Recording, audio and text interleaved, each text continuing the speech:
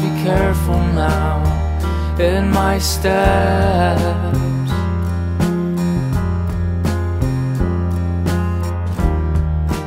Years of calculations and the stress.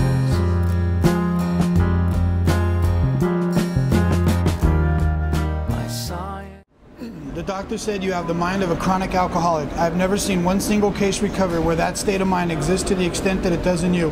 Our friend felt as though the gates of hell had closed on him with a clang. He said to the doctor, "Is there no exception?" "Yes," replied the doctor, "there is. Exceptions to cases such as yours have been occurring since early times. Here and there, once in a while, alcoholics have had what are called vital spiritual experiences. To me, these occurrences are phenomenon. They appear to be in the nature of huge emotional displacements and rearrangements. Ideas, emotions, and attitudes which were once the guiding forces of these lives of these men are suddenly cast to one side, and a completely new set of conceptions and motives begin to dominate them." Amen. So we're here today at Horton Plaza, and we're filming a little video, and we're actually talking about how Danny and I have both experienced huge emotional and mental rearrangements, and Danny's going to share his story today. That's right. The first time I got arrested was at Horton Plaza Mall. It was right here at the Macy's, and that kind of just set the tone for the rest of my life. Right now we're going to take a stroll right over to the courthouse, where I ended up much later in life. And it took me a lot of summers doing community service, washing cop cars, and finally making it my way to bigger and better programs and institutions.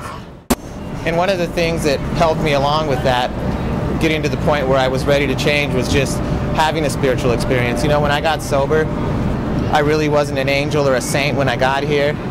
I was still stealing sober. I actually stole a pair of shoes off of a dead body once and sold them on eBay so I could buy a disabled bus pass, because I really just wanted to get this thing and to make it work. And to recover from something like that, a lifetime of crime, institutionalization, homelessness, really will take something more than human power. It takes a power greater than myself. Yeah, I think I totally understand exactly what you're saying about, you know, the situations that we've both been through and the things that we've both done in our lives. And we can actually look back at those things and understand where we went wrong and what we've done wrong in our past and how to look forward to those. And I think for the biggest thing in me is that when I got sober, the only thing I wanted to do was stay sober and stop using heroin. I wanted to not be a drug addict anymore, but I didn't know what that meant. And as I looked at what I was into then and the things that I'm into now, it's a completely new set of principles and a whole emotional and rearrangement. And it wasn't something that I looked forward to the time. It was just what happened. And as I went through those steps and I was praying and meditated, the only thing I've ever wanted is to be the man that God created me to be.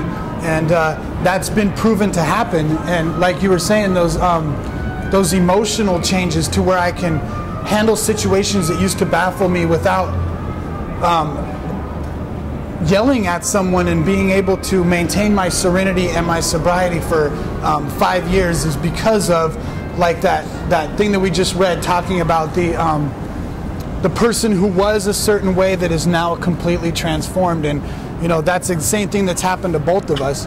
And the transformation wasn't overnight, and the transformation isn't because of a lot of things that me and Danny did.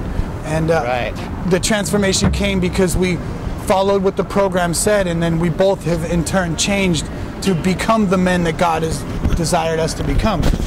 Right. It says a huge displacement in ideas and emotions that once governed your life.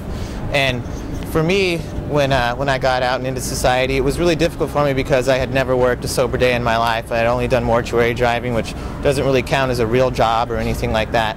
And they told me that I needed to do all of these things to be a productive member of society, but they really didn't show me how to do it. I really found those things in the rooms of 12-step programs, watching other men that were doing what I wanted to do. And I really just had to follow their lead and just kind of go with blind faith, because those kind of things can't be changed overnight. I've been in recovery for almost 4 years now, and it's taken that much time. It's taken a lot of failure, a lot of bad decisions to really get to the point where I could be successful. You know, I've been homeless 3 times in recovery. Josh has had to move my stuff, I think, 4 times now.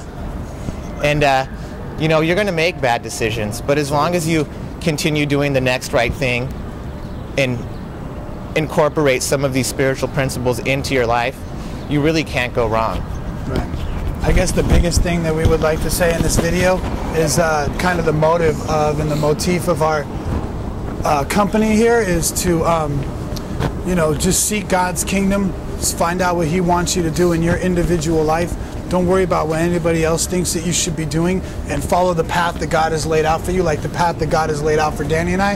And just continue to seek God and everything that He wants you to do, and don't give up. You know, continue to fight. There's a reason why we called this a company Continue to Fight, is because we don't want anybody to give up. No matter how bad things get, just continue to stay sober and fight the good fight.